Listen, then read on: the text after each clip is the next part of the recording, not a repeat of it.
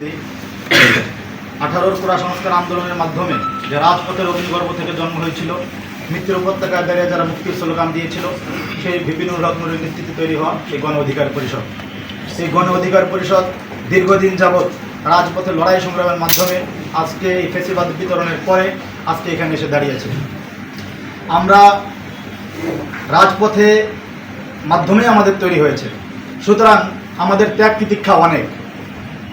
আমাদের ত্যাগের হিসাব করতে গেলে হিসাব করতে হবে রাজপথে যে মাটিগুলো রয়েছে, যে উত্তপ্ত গরম রয়েছে, সেগুলোকে দেখতে হবে। সেখানে গণ অধিকার পরিষদের প্রত্যেকটা নেতাকর্মীকে পাওয়া যাবে।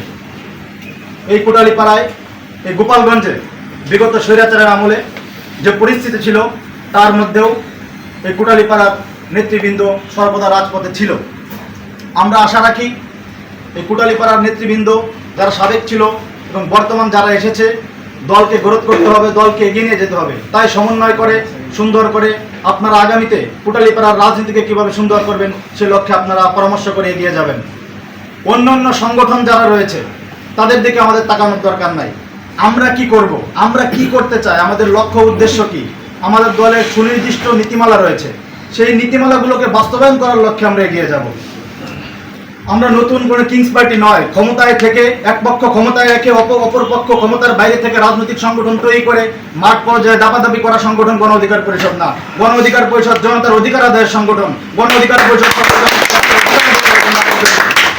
এটা আমাদের মাথায় রাখতে হবে। আমরা যেন কখনো থেমে না যাই। বিপিনুর হক নূর আমাদের যে স্বপ্নদ্রষ্টা, তিনি আমাদের যে স্বপ্ন দেখিয়েছেন সেই স্বপ্নকে বাস্তবায়ন করার দায়িত্ব আমাদের। বিপিনুর হক নূর স্বপ্ন দেখিয়েছেন, তিনি আমাদের নেতা, তিনি কখনোই একাই স্বপ্ন বাস্তবায়ন করতে পারবেন না। তাই তার স্বপ্নকে বাস্তবায়ন করার জন্য সর্বদা আমাদের তাদের সাথে থাকতে হবে। এজন্য আমরা যেন মনে রাখি, আমরা নিজেদের মধ্যে কোনো ভেদাভেদ রাখবো না। নেতৃত্বের প্রতি, দলের প্রতি আমাদের আনুগত্য ও বিশ্বাস সর্বদা থাকবে। যদি নেতার প্রতি বিশ্বাস, দলের প্রতি আনুগত্য যদি আমাদের থাকে, তাহলে আগামীতে এই গোপালগঞ্জের মাটিতে এবং এই কোটালীপাড়ার মাটিতে এই 3 আসনের মাটিতে ট্র্যাক মার্কেটকে বিজয় করা অবশ্যই সম্ভব। আমরা আপনাদের কাছে আশা করি, যে আশা ব্যক্ত আমরা করছি, আপনারা কি ট্র্যাক মার্কেটকে বিজয় করার জন্য একমত হবেন না? ইনশাআল্লাহ আশা করি আপনারা একমত হবেন।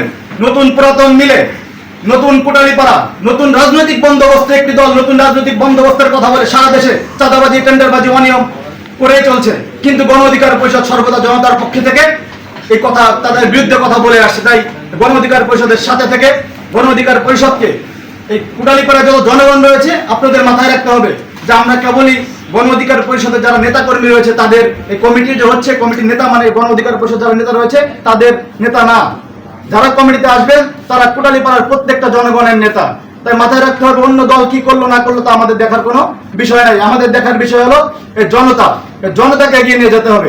এবং কোটালীপাড়া অন্য যে সকল সংগঠন থাকুক, তার চাইতে গণ অধিকার পরিষদ যেন সর্বোচ্চ সংগঠন এবং জনতার অধিকার আদায়ের সংগঠন যেন হতে পারে, সেই লক্ষ্যে আপনারা কাজ করবেন।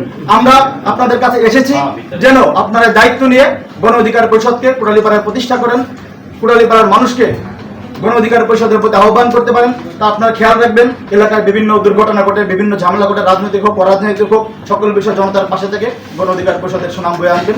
ধন্যবাদ সবাইকে। আসসালামু আলাইকুম।